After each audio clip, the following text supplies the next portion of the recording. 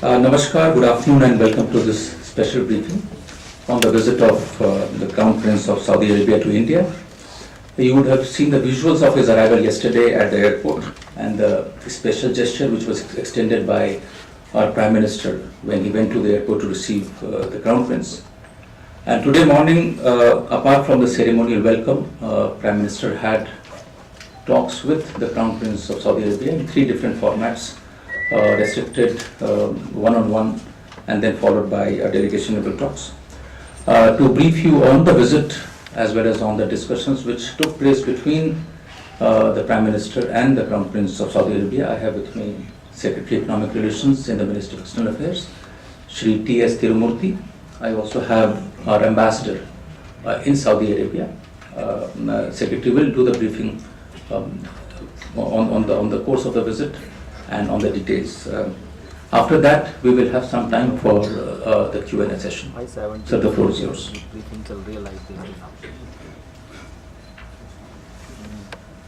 Friends, thank you very much for coming this evening. His Royal Highness Crown Prince Mohammed bin Salman bin Abdulaziz Al Saud, Deputy Prime Minister and Defence Minister of the Kingdom of Saudi Arabia, is on his first state visit to India. He arrived yesterday accompanied by a high-level official delegation and a large business delegation. This morning, His Royal Highness Crown Prince was accorded a ceremonial welcome at Rashtrapati Bhavan. Prime Minister and the Crown Prince had restricted level talks followed by one-on-one meeting at Hyderabad House.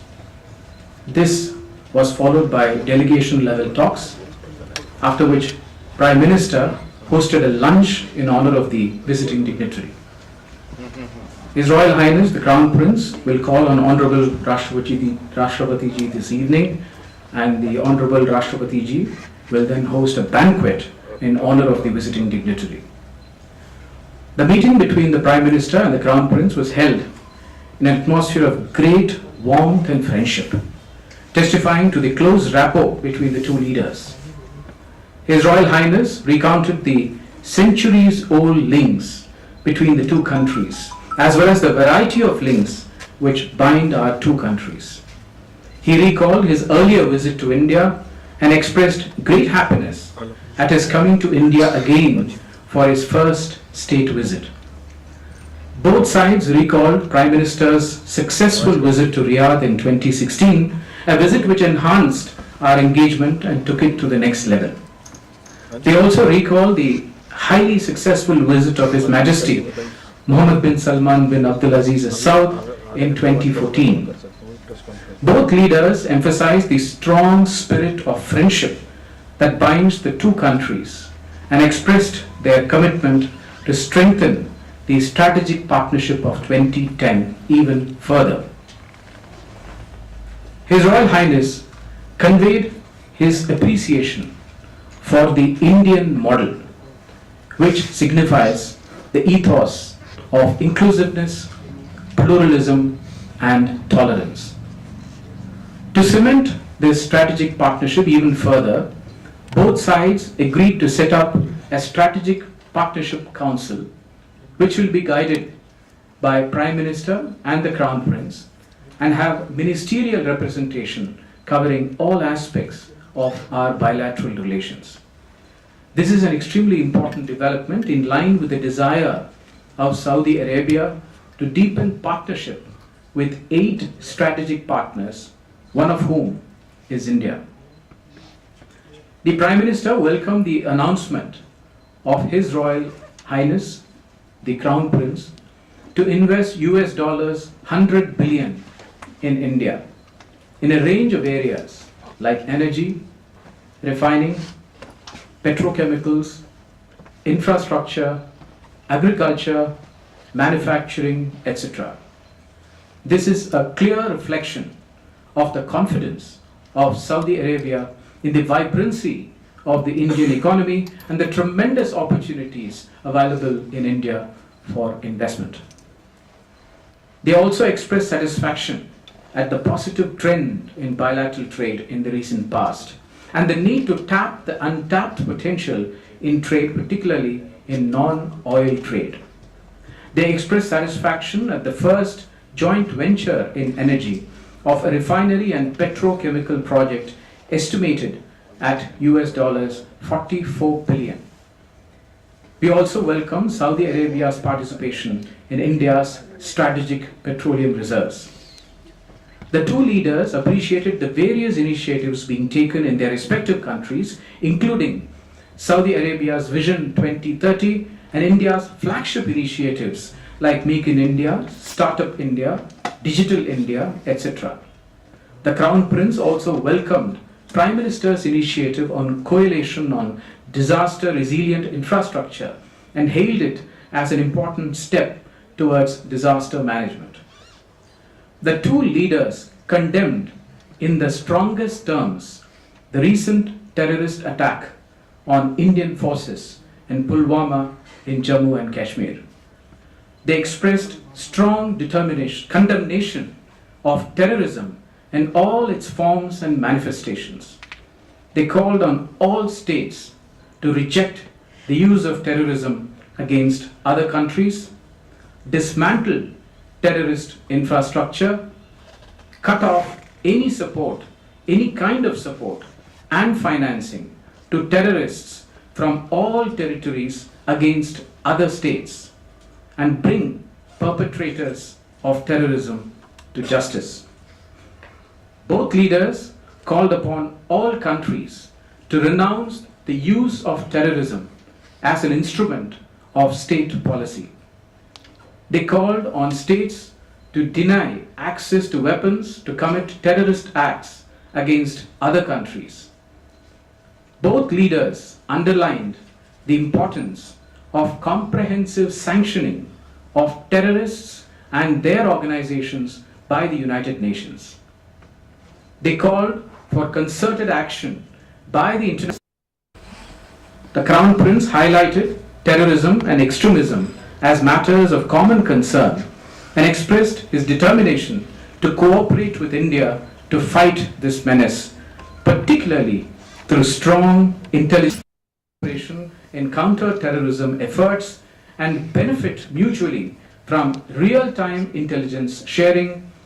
The two leaders agreed to constitute a comprehensive security dialogue at the level of national security advisors and set up a joint working group on counter-terrorism. On the defense front, the two leaders welcomed the outcome of the recently held 4th Joint Committee of Defense Cooperation in Riyadh in January this year.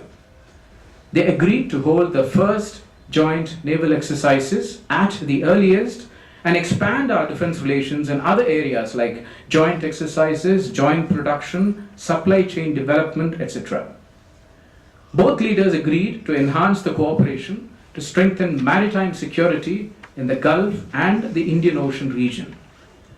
They agreed to cooperate along with other Indian Ocean Rim countries in serving as the net security provider for the Indian Ocean region.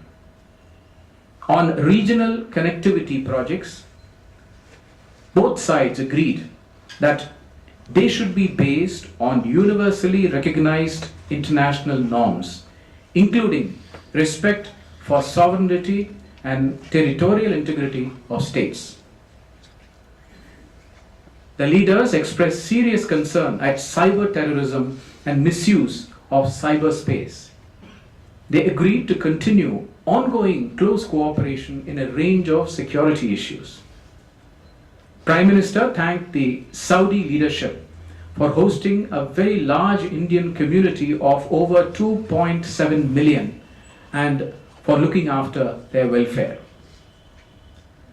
Prime Minister also thanked Saudi Arabia for designating India as the guest of honor in the prestigious Janadriya festival in 2018. Both leaders agreed to increase the frequency of direct flights of carriers of India and Saudi Arabia by 384,000 seats per annum, which will give a huge boost to tourism as well as to the large Indian community in Saudi Arabia. At our request, Saudi Arabia have decided to increase the quota for Hajj pilgrims from India to 2 lakhs. This gesture was deeply appreciated. India has also decided to extend e-visa facilities to Saudi nationals. Saudi Arabia has also agreed to resolve issues relating to Indian workers who are currently stranded in Saudi Arabia due to the closure of one foreign company. This gesture was also deeply appreciated.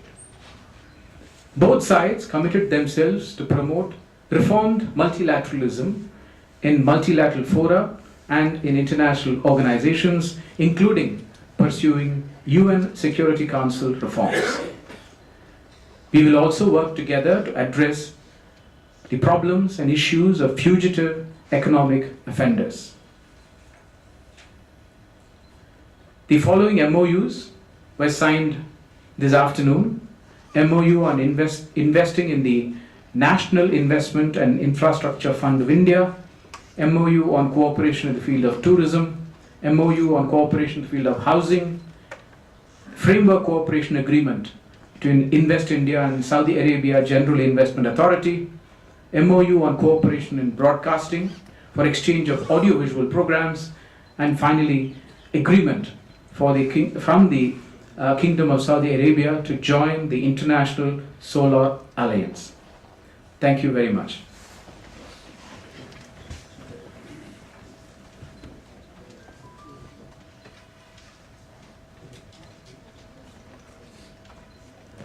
Thank you, sir, for the briefing. I now open the floor to questions. Would request if you could introduce yourself, your name and the organization you present when you ask the question. Arthur and Maha.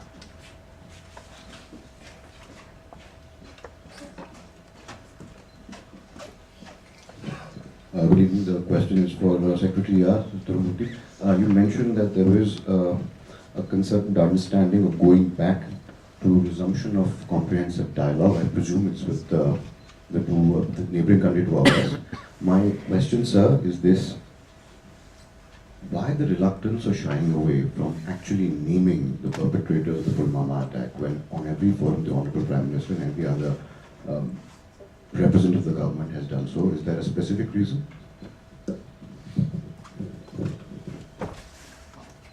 Related question: was the complicity of Pakistan in the Pulwama attack underlined? The complicity of Pakistan in the Pulwama attack was very much underlined. And what they agreed, just to answer your question, what they agreed was the need for creating the necessary conditions for any resumption of talks. And the other aspect of your question is really on Pakistan. At this point of time, let us focus on the Saudi Arabian visit. Ranjit ji. The $100 billion fund you referred to includes the already committed $44 billion Ratnagiri refinery project, and also it will be invested through National Investment and Infrastructure Fund. We'll take one more. Prakash. क्या Saudi की तरफ से भारत पाकिस्तान के बीच जो tension चल रही है इसको लेकर क्या मध्यस्थता की पेशकश की गई है आपके समक्ष?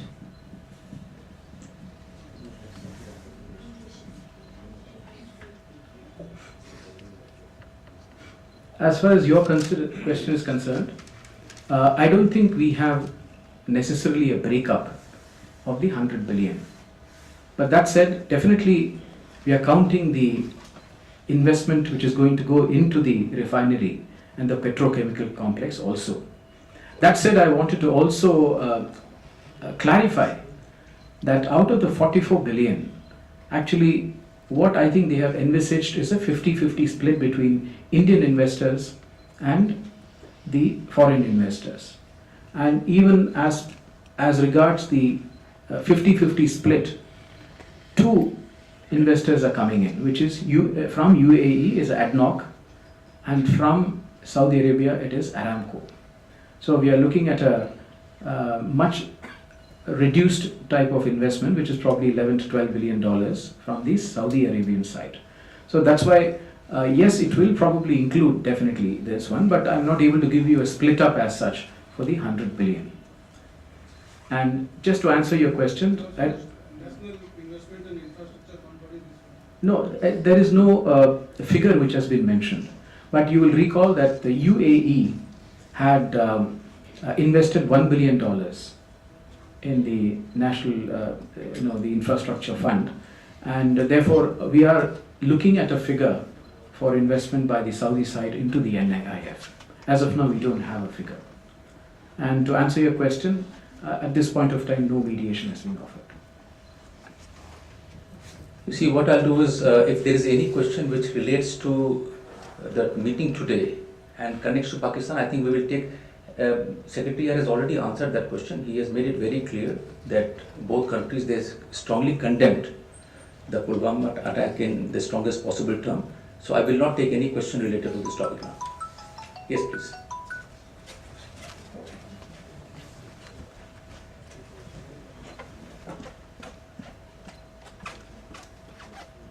So this is related to the 100 billion investment. I just wanted to understand, is there a time period when this investment will come in? There is no time period Okay. as So, of now. okay, so it was a commitment to invest 100 billion. I mean, is that? It was a commitment to invest 100 billion, Yes. but let me also say that some of the talks are already going on what are the areas and the sectors we should be looking at. And in fact, the Niti Aayog team was there just 4 days ago, precisely to look at the various areas which they are looking at for investment. And in fact, the workshop which took place between Niti Aayog and the Saudi Center for International Strategic Partnership took place in Riyadh. They have identified more than 40 opportunities for joint collaboration investments across various sectors.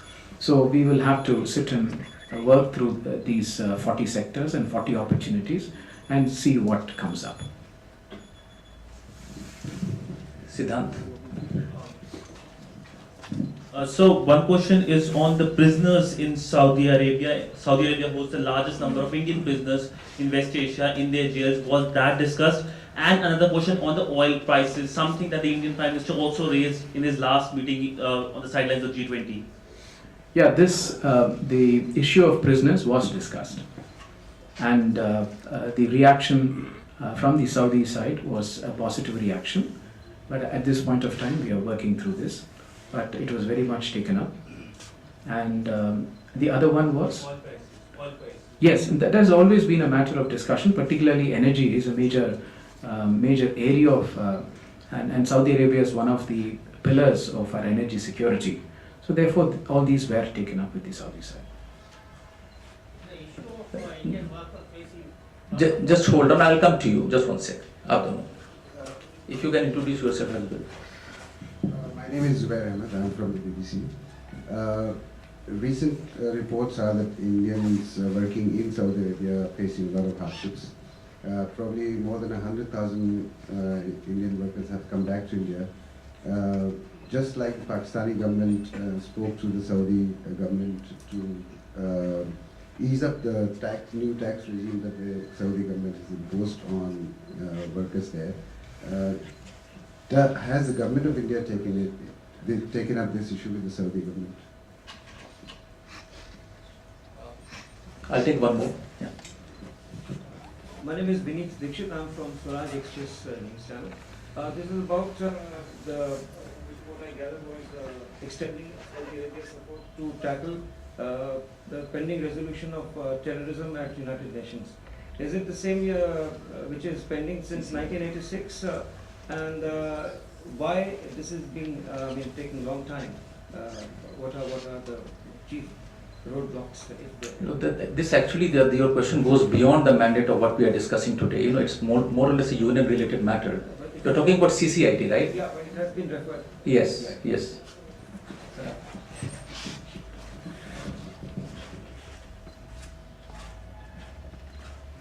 Now let me say that the issue of Indian workers in Saudi Arabia is a matter of high importance for both countries. And these are discussed in various contexts, and including today, they have been discussed. The taxes you are actually referring to is not on the workers actually, it is slightly different, just for clarification. But the one of the issue which is rather immediate, which we were accosted with, was that there was a foreign company which had actually closed down. I think it's a Cyprus company in which more than 2,600 workers have been stranded. And this has been a matter which has been of great concern to us and great concern to the Saudi side also. And we have been working with them to try and resolve this. And the indication that we have got today is a very positive indication. And that is why I'm happy to announce that we are working through this. And as regards a few other things also, we have taken it up with them. And they have promised that they will be considering it most seriously. So for accuracy's sake, you said the number of Indian working there is 2.7, but often I think the numbers vary, it's 3.1 million or 3 million, so what is the correct number?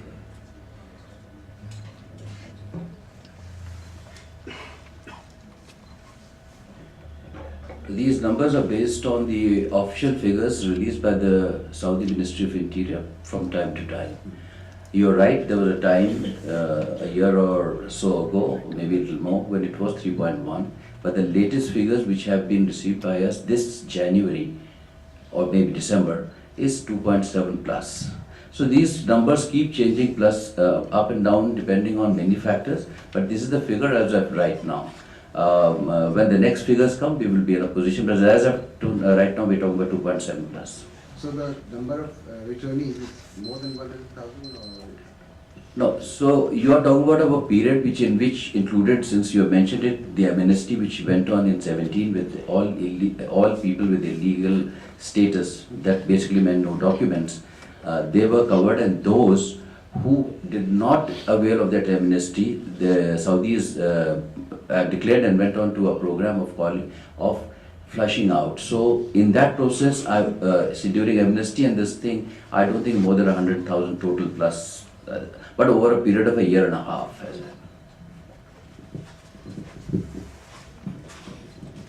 No, your question has been answered, right? Your CCIT is something which normally when we have a discussion with our partners, we do request and we tell them that this is a matter which has been long pending, and we seek their support in concluding this agreement at the earliest. It is not Saudi specific. Please use the mic, and then I'll come to you. The hard quota height will be implemented from this year or next year? Indrani, you had a question? Yeah.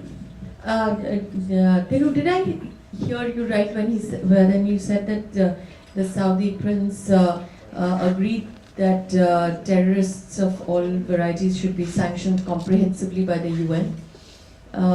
In that case, how does it square with the joint statement that they made with the Pakistanis 2 days ago that said that cautioned against politicizing UN sanctions? Yeah, just to answer the other question, the agreement for hiking the Hajj quota has just been reached, and when it will come effective will really depend on the logistical and other things, and we will have to discuss with them because it's a very, very massive exercise. So that's why that is something we need to sit and discuss. And as far as your question is concerned, that we have agreed on, let me just read it out to you.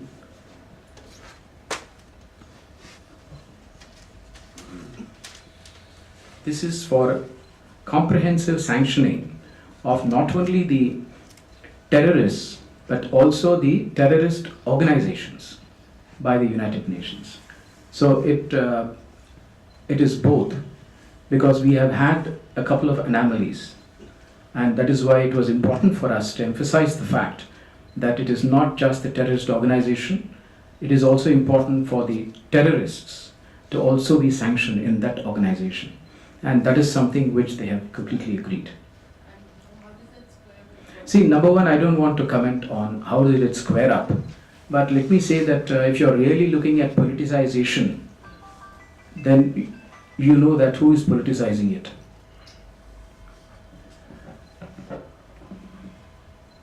Ramanand?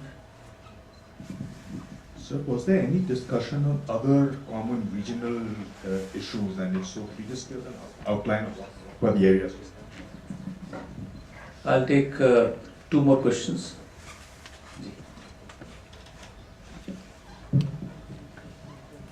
Mr. Tirumurthy, on this side.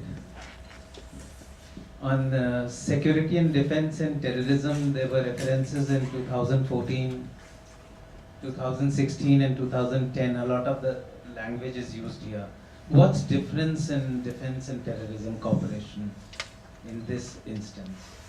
Comprehensive sanctions as mentioned by Nidani is one. What is other?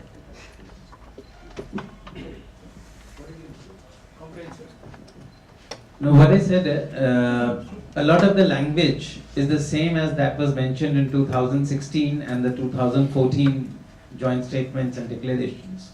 So what is new in all this, apart from one that Indrani mentioned about comprehensive sanction? What are the other forward movement in defense and terrorism? I'll take the last question. Hello. Sir, did you discuss the Afghan situation with the Saudi delegation? And are the Saudis on the same side as far as the Indian position is concerned of, Afghan-led and Afghan-controlled peace process? No, we did not discuss the Afghan situation during this visit. As far as other areas which were discussed, broadly it referred to, we discussed areas relating to the Middle East, Syria and Palestine. In connection with your question, I think you should look at the joint statement before you sort of see what is the difference between the statement now and the statement before. But one of the important aspects is that they have acknowledged, and I think that is important, that as she has pointed out, the comprehensive sanctioning of terrorists and the organization. I think that is certainly something which they've this thing. We have also talked about we condemned, of course, in the strongest terms, the terrorist attack on our Indian forces in Pulwama, and we have also looked at the need for real-time intelligence sharing and a comprehensive security dialogue at the level of the national security advisors. And there has also been a clear indication by the leaders and a clear calling upon all countries to renounce the use of terrorism as an instrument of state policy. I think some of these things, and once again, they are also looking at cutting off any support and financing to terrorists from all territories against other states. Ramanand, your question has been answered, right? With this, we conclude this special press briefing on the visit of the Crown Prince of Saudi Arabia to India. Thank you, sir. Thank you, Ambassador. And thank you all for joining.